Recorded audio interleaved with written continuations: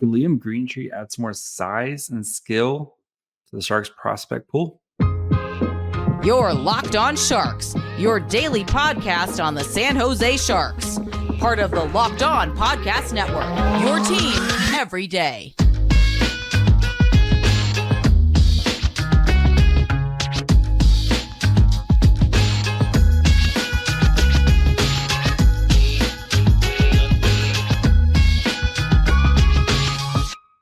Hello, welcome to Locked On Sharks, the premier hockey podcast covering your favorite team in the Bay Area. My name is JD Young, contributor at San Jose Hockey Now.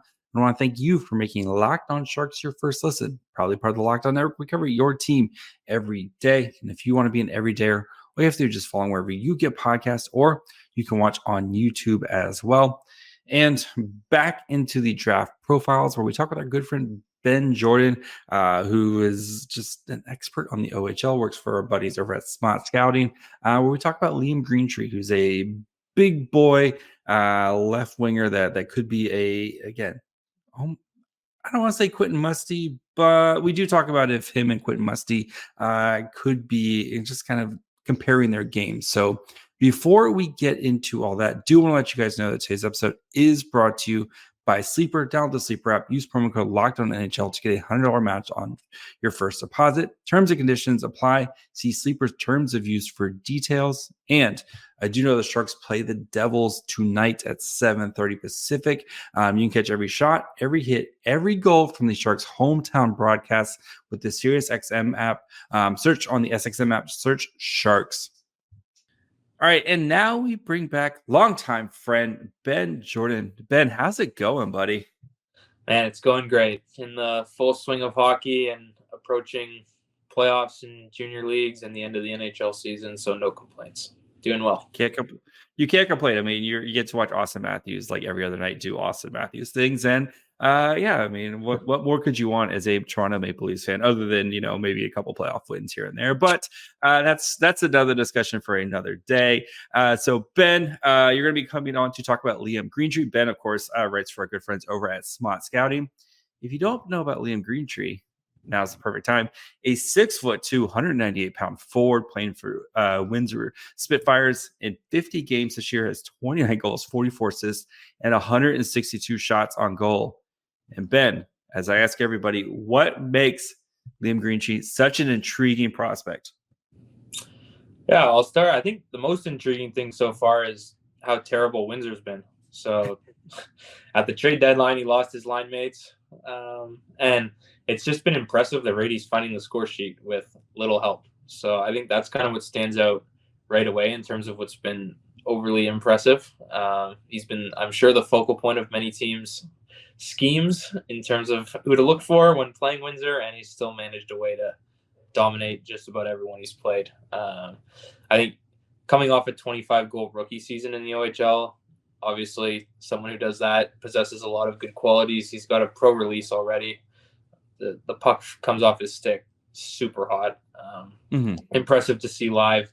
And then just puck skill and creativity. I mean, I think there's going to be some concerns down the road with his skating and his straight line speed to, create separation, especially in the neutral zone and on entries and stuff like that. But I think his IQ and the way he handles the puck will allow him to kind of create that separation that he needs, and allow him to work around defenders. I mean, in a lot of the games that I've watched this year, I always come away amazed with how well he's able to make defenders miss. And it's kind of mesmerizing in a sense because of the skating that holds him back a little bit. It kind of looks like he's working in slow motion from time to time when he's going east to west.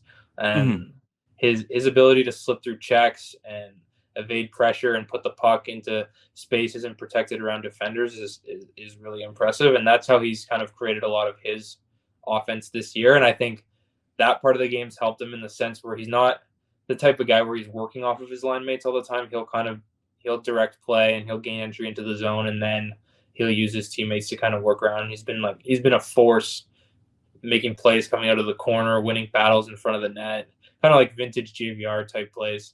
Gotcha. Just working below the goal line that have been really impressive. So I mean, he's definitely the bus driver on his line, right? He's the guy who's making things go, especially as you said, with Windsor kind of being bad this year, and so him having to kind of and losing a lot of pieces there. So as he continues to go forward, I mean, he's 6'2", 198 pounds as a 18-year-old kid right now. What do you think is going to be his calling card, like that one trait that makes him a special player as he continues his development and eventually becomes an NHL player? Yeah, I think a lot of people would turn to his shot, but I'd probably just say his hockey sense, because he's as kind of a bigger, not as skilled player. I think he does still have quite a lot of skill based on his size and what we kind of see oftentimes these days. But I think his hockey IQ is what's going to allow him to kind of surpass the deficiencies in his game. And so I'd say that's probably going to be his calling card at the NHL level. I mean, when I watch him, all I can think of is Jason Robertson in his draft year, where there's like clear skating mechanics problems, and he lacks explosiveness in his stride, for sure. But like Jason Robertson worked at that. He needed another 2 years in junior. We'll get to the timeline, I'm sure, but he needed another 2 years in junior. He needed some time in the AHL to kind of iron that out. But he's smart. And Jason Robertson's always in the soft space at the top of the crease, and he always gets loose. And that's what I see with Greentree is he's smart enough to get over those skating deficiencies. And if he improves to the level to just get by, that the smarts will allow him to kind of take off. And then you mentioned the skating, right? That's the thing he's going to have to continue to work on. What other skill, is he going to need to kind of continue around that? Maybe especially once I think something that we always kind of worry about with guys who are like the only guy on their team, where maybe they have like fall into bad habits of kind of maybe having to do too much. Like you look at a guy like Brad Lambert a couple years ago coming out of the draft, where it was like he had to do everything on his line. Are you worried about like that might be an issue with him, or like any other issues that you might worry about? Yeah, I mean, that's definitely a concern, like you said, for a lot of these kind of lesser teams. I'm more concerned kind of with his play off the puck. I mean, in a similar vein of what you were talking about, I think a lot of times he'll go end to end, or he'll have an offensive opportunity, and it's just kind of like my job's done type of mentality. And then I'm done here. Yeah. So there's a little bit of that. I'm willing to chalk some of the kind of just lack of attention type plays. I'm willing to chalk a little bit of that up to just kind of the way the season's gone. I mean, he came into the OHL last year as a rookie. They won the division. They won the Western Conference. They came in as the 1 seed. They were flying. He did have kind of some injury things that limited him as the playoffs approached last year, but he kind of came in and that's all he saw was winning and winning and winning. And now he's losing and losing and losing and losing. And it's been kind of the two extremes. So I'm willing to chalk a bit of it up just to that. But I do have some concerns about his engagement off the puck, and if he has an opportunity, let's say he comes in, gains the offensive zone, gets a shot off, there's not much effort to go retrieve the puck. If he coughs the puck up, I haven't really seen that like kind of hound mentality where I lost that puck, I'm doing everything in my power to go get it back. Those are the kind of areas that have concerned me a little bit. But apart from that, not too much. Yeah, and that could, again, like when you're losing night in, night out, just getting the crap kicked out of you, maybe going to get that puck. I could understand that, and I think as that'll be something I'm sure his coaches as he continues to progress, and that'll be something he continues. But if a smart cerebral player that kind of fits what the Sharks have been looking for, you look at guys like William Eklund, you look at Will Smith, like these guys who are just kind of able to read the play before it happens. Sounds like it might be a potential fit. We'll talk about where he would fit in with the Sharks. So, all right, before we continue with our good friend Ben and we talk about Greentree versus Musty, kind of where they are similar and how they're different, just need to take a quick break. It's past the halfway point of the season, Sharks fans, and I know it has been a grind this year. Regardless of the Sharks' current standings, I want to remind you that you could win big by playing Daily Fantasy Hockey on Sleeper, the official daily fantasy app of the Locked On NHL Network. Sleeper is our number one choice for daily fantasy sports, and especially daily fantasy hockey, because with Sleeper, you can win 100 times your cash in daily fantasy hockey contests. all you have to do is pick some of your favorite players, whether they're superstars like McDavid, Crosby, or McKinnon, or pick some of your favorite Sharks players like Slippery Pete, Zetterlund, or Zadina, and record more or less than their sleeper projections for things like goals, assists, saves, plus minus, and more in a given game. To win a 100 times bet on Sleeper, you need to correctly predict the outcome of 8 player stats. You heard me, Sharks fans. You can win 100 times your money playing daily fantasy hockey with Sleeper. So start paying attention and nail your picks so you can start winning big. Use promo code LOCKEDONNHL and you'll get a $100 match on your first deposit. Terms and conditions apply. That's code LOCKEDONNHL. See Sleeper's terms of use for details and locational availability. You touched on his development, right? And it feels like this might be not a guy where we're going to see him kind of making an impact right away in the NHL, right? This might be a 3, 4, 5 year down the line, but if everything hits right, the Sharks might be, or whoever drafts him, Sharks especially, might be finding someone in the middle of the first round who could really kind of help their forward group, right? Okay. Yeah, so he'll either be in a positive situation next year in Windsor, or they'll flip him for a ton of picks and he'll be in a more favorable situation. So I'm not too concerned about the lack of supporting cast around him this year. In terms of moving forward, like I mentioned, I think he'll need 2 years in junior, and then he needs probably a full season to play pro hockey in the AHL. Where I've really struggled, like recently, a lot of players have kind of flip-flop back and forth, where teams, I feel like, just get a little bit excited with a small sample size of production in the AHL. But I think he's the kind of guy that would really, really benefit from just, here you go, middle six, some power play time, full year in the AHL. This is what we want you working on. Outline clear goals. And he's the kind of guy that will excel when if he has a clear outline of what his coaching staff thinks he needs to improve. He's the kind of guy that's going to benefit from that, same way Robertson did. And then I honestly believe that in like 4 years, you bring him in fresh, rookie season in the NHL, and I think you could see production there, especially on a team that might be kind of middling or middle of the pack type team that's going to have opportunities to play anywhere within the lineup and some time on special teams. And I think he could flourish. Yeah, I mean, you've seen even like William Eklund, right? He was a 7th overall pick. The Sharks, you were playing in the AHL last year, right? And I know a little bit of that was contract shenanigans, trying to keep that ELC, slide that ELC for another season before him. But like now you're seeing the benefits. And Eklund, again, I know he's not having the most productive season when it comes to like points, but he's in, every situation player, right? And I think a guy like Greentree and the way the Sharks have kind of handled their prospects, but they're in no rush, right? We know this is a long-term rebuild for the Sharks. And, if you kind of play it slow, Greentree could be entering the Sharks as you're starting to kind of hit that like out of the rebuild, fun, frisky phase. And look, here's another piece that could go, and I think too, another thing is like, he's got a good frame, right? I mean, he's 6'2", 198 pounds. It's not like I know he's going to have to continue to bulk up and, actually add more muscle, which every 17, 18-year-old kid needs to do as they play pro hockey. But like, I think spending that time in the AHL when you're playing with and working with trainers like that, and that's everything is your job. Is just to kind of you could be looking at a guy a couple of years from now where it's like, okay, like he puts everything together.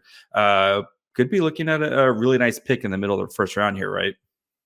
Yeah, I totally agree. And I like what you said earlier about the patience. I mean, I know San Jose is in no rush, and there's a few other teams kind of in the same boat, but that's what he needs. I'd be a little sour on Greentree in terms of like an NHL prospect going forward if he didn't land in kind of one of those situations where it's a little bit longer term and you can just let him marinate in junior and take all the time he needs. I think he's one that could have his confidence shot pretty quickly if you just throw him on the fourth line and like give him one more year in junior and bring him up, and he's had like a couple opportunities in the AHL and he's playing NHL games. I worry a little bit about that. So I think he'd really benefit from patience in an organization and just a while to go marinate.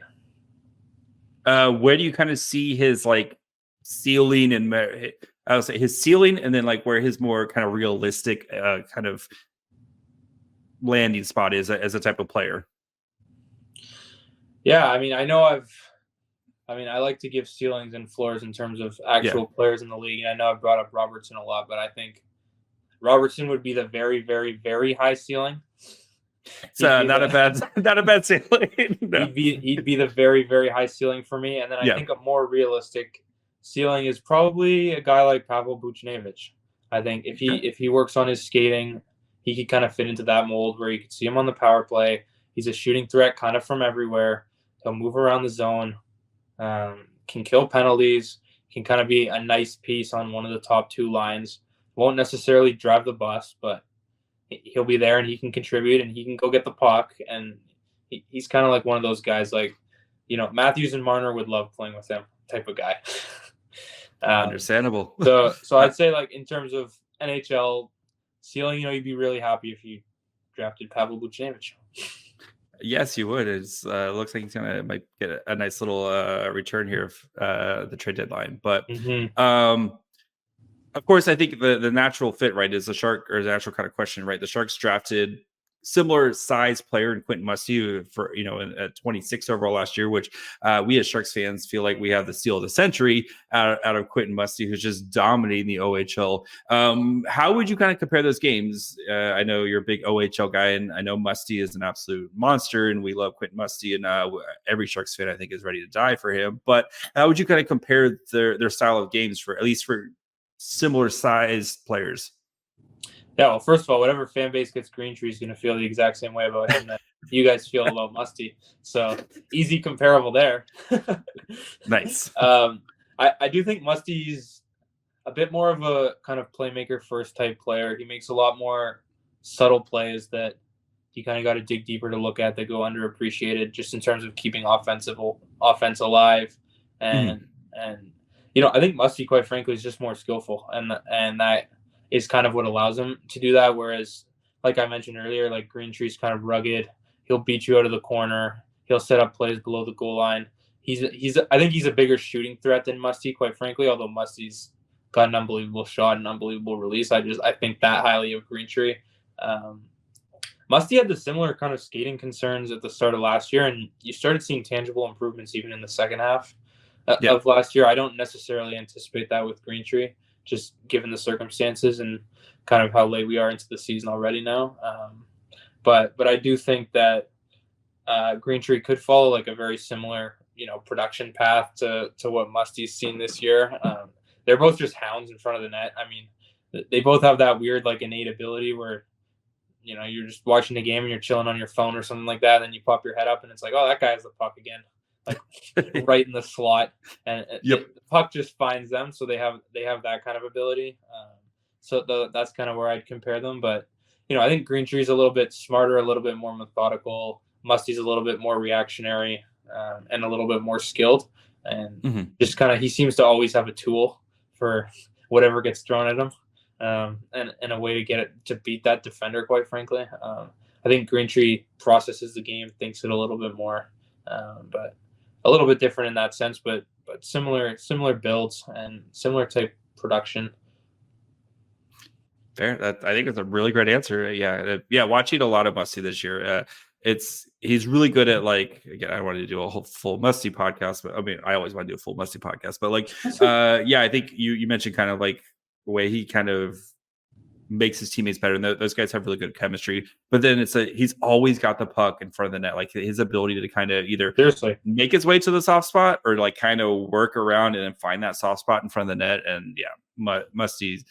He's really fun to watch. I love Quentin Musty. Yeah. God, I can't wait. I can't wait for William Eklund to sling him passes. So I love how the lights go off in Sudbury too when they score.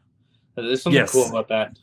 There is something very cool about that. So and Musty also has that like killer like game-winning goal instinct. He has a little bit of that showmanship to him as well. So I don't know if you saw, he got an overtime game winner and like waved goodbye to the crowd. They were like, at an away game. So I think we can sue. But anyway, Quentin Musty, he's great.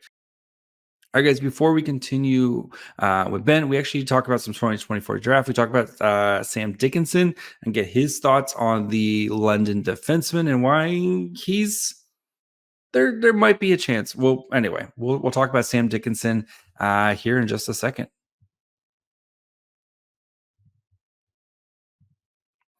Our sponsor once again today is Camino Consulting. You've heard of our online families and couples courses and taken advantage of the Locked On 25% discount running toward the end of the month. Well, what about live seminars? In both sport and business, the challenge in differentiating candidates and recruits is an endless battle. Everyone can demonstrate their measurables and qualifications, but we all know that it's the intangibles that matter when those things are similar. Contact Camino Consulting for their team and management seminars to get a peek behind the curtain and watch your next recruiting class or hiring group become one of the most effective you've ever seen, both because you identify the right candidates and because you learn how to communicate and motivate them in accord with their own preferences. But you aren't in business management or working with a team. We pay referrals. Make some money making your workplace and favorite teams better. Every group works together better at the end of year one than week one. So contact Camino Consulting at caminoconsulting.ca and get on the fast track to understanding. So Ben, haven't got to get your thoughts on the 2024 draft. I know you're primary OHL guy right now. I know you're pretty busy, but you're a hockey fan. You kind of still know what's going on around there. So what are your thoughts? I mean, it seems very much like it's Macklin Celebrini number one locked in, and then it's a whole bunch of question marks, right? Is that how you feel too? Yeah, I think there's a lot of question marks, especially in terms of like who goes 2, 3, but I don't think that necessarily undermines the quality of the top portion of this draft. I mean, I don't think in 5-10 years we're going to look back at this draft like we're going to look back at last year's draft, at least in the top portion of it. But you know what, like in 2017 everyone was like, oh, this draft's a little bit weaker. 2018 draft's a little bit weaker, blah blah blah. Like all these drafts churn out great players. It's just a matter of finding them, whether the great players go in the top 10 or whether the great players go later in the first round or even in the second round. There's always going to be great players. So I guess it lacks the Bedard level generational talent and a little bit of depth behind that. But I mean, no slight on Celebrini. He's trending like he's pretty good superstar at the next level. So that's kind of what I'd say. I mean, other than Celebrini, I agree with you. No one's kind of stood out and put their name in the hat for challenging him at least. But it looks like if you want a shot at a potential top 4 defenseman, a lot of teams are going to have a pick of the litter. At least through the first 20, 25 picks. So that's kind of my overall thought. Is it seems like the year of the defenseman, and some teams are going to pick the wrong ones. Yes, that's kind of been the running. Like every time I do a defensive profile, it's always like, this guy's great, but he needs to work on this. And again, every player has those questions. But so I mean, I know you're again OHL guy. We were kind of talking some Sam Dickinson. So I know it's been a lot of people I've talked to are kind of a little bit mixed bag, and it seems like you might be in the same situation with Dickinson, where there's stuff that you like about him, but you're also kind of a little meh as well. Yeah, I mean, I've always been of the belief basically that offense and special teams and power plays in the Ontario Hockey League run through NHL drafted defensemen, and Oliver Bonk's there. And I really think that hampers Dickinson's offensive ceiling in terms of a production standpoint in London. I think he'd be given a lot more opportunity if Bonk wasn't there. And he'd have a lot more opportunity, quite frankly, on some other teams. And I think people would think slightly higher of his offensive ability if that were the case, and that's just kind of natural. People love points. Points are cool. and I think he'd drive kind of more of the play. And quite frankly, for guys that young, putting up points is one of the biggest confidence boosts you can have at that age. It's kind of like when you get going, Like guys who get hot in their draft year seem to kind of keep it up. And the opposite can be said as well. I think guys who maybe are going into the season ranked slightly higher or get named to Hlinka teams, if they get back to their junior clubs and they start the season and it's a little bit slower, I think that can hamper a player as well in the negative sense. So from that aspect, I think Dickinson gets slightly underappreciated. From a defensive standpoint, I definitely have my questions. I definitely have my concerns. I think he's a lot of times not as thorough in his scanning and decision making as he should be, and he'll have more time than he realizes in his own zone. He'll just flip the puck back to the other team. Stuff like that is concerning, especially for a guy who's being talked about in the 5 to 10 range. Yes. But with that said, he defends the rush and he plays in transition really, really well, which is one of the biggest pro qualities you can have of a defenseman. He can slow the game down. He's happy to regroup and reset, which is really great. That's a sign of leadership from the back end, that he can kind of control the pace of play and control what his teammates are doing. So all that's good. I think he'll play a lot of games in the NHL. I think he'll be one of those guys, honestly, that's valued at the trade deadline. A lot of playoff teams will be like, we're missing this guy, kind of plug and play. Somewhere between 3, 4, and 5 defensemen on your team. Valuable to add for a playoff run. He's pretty physical. So in that sense, I think he'll be a very valuable NHL piece. Will he bring the offensive flair that a lot of people anticipate with a defenseman that's drafted in the range that he's projected to go? Probably not. So that's where I kind of have my hesitations. Yeah, I mean, if you're a team like San Jose, right, where you're gonna most likely have a top 3 pick, and hopefully, fingers crossed, the lottery gods shine on San Jose. Getting maybe that more of a short thing in those top 3 picks, and then you have that Pittsburgh pick, which is looking better and better each day. And then if you add, if you trade Luke Cunnin and Mario Ferraro to your beloved Leafs, you could kind of use some of those extra picks to take the shots on these defensemen. You look so sad every time I mention that to you. Luke Cunnin is going to look so great in that blue and white. But anyway, he's already in the blue and white, just a different shade. Teal, just a different whatever it is. He looks great doing it. Like, just wait, that maple leaf crest on him, and he's gonna score some ugly goals for you. But anyway, sorry, I got sidetracked. But anyway, so like, if you're trying to take that sure thing, and then especially this year, there's so many question marks in the draft, like using your Pittsburgh pick. If you get an extra first round pick, you're gonna have a top of the second round pick. You got that Devils pick, which is gonna be in the middle of the second round. You have a lot of dart throws. You could take some of these guys and just see what happens with them, and that way it's not so risk adverse. I think, right? It might be the way to go for San Jose. So, right? Sounds at least sounds like a plan to me, at least. But I mean, I'm not Mike Greer. I mean, plus, any GM and scouting group in their right mind should. When you make a pick, you should expect to hit on a player, but you should also understand that in the grand scheme of things, you're not going to hit 100%. And when you're in a situation like the Sharks are in, you have that many picks at the top end, trust your group and draft upside. Yeah. And you don't need all 5 of the, like, whatever, if they have 3 first-round picks, 2 seconds, 1 early, 1 mid. If you have those 5 picks, it's okay to not hit on every single one of them. If you hit big on 2 of them, you'll be thrilled. That's all that matters. Yeah. There's no reason to kind of go the safer route, in my opinion, for a team like the Sharks. And I know the fans wish the same. Yeah. All right. We'll get you out of here. Last 2 questions, of course, the blood oath question. So 5 years from now, I'm still doing this podcast because I can't find anybody to replace me. Other than Macklin Celebrini, who's the best player in this draft? Oh, man. That's a good question. I'm probably going to say Ivan Demidov, though. I think he has the qualities and the ability to really be a dynamic scorer. And in 5 years, when no one can replace you and we're still looking back at this draft class, we're probably going to sort the Hockey DB page by points. And I think he's going to be pretty close to the top of that, and he's going to have some flashy highlights. That's fair. Will, our good friend Will Scout, says he's got that everything you need to be a Hall of Famer. Like, he just has that kind of pizzazz with him. So, all right. And of course, Liam Greentree. I know it is end of February here, but where does he go in the draft? You got to give me a pick.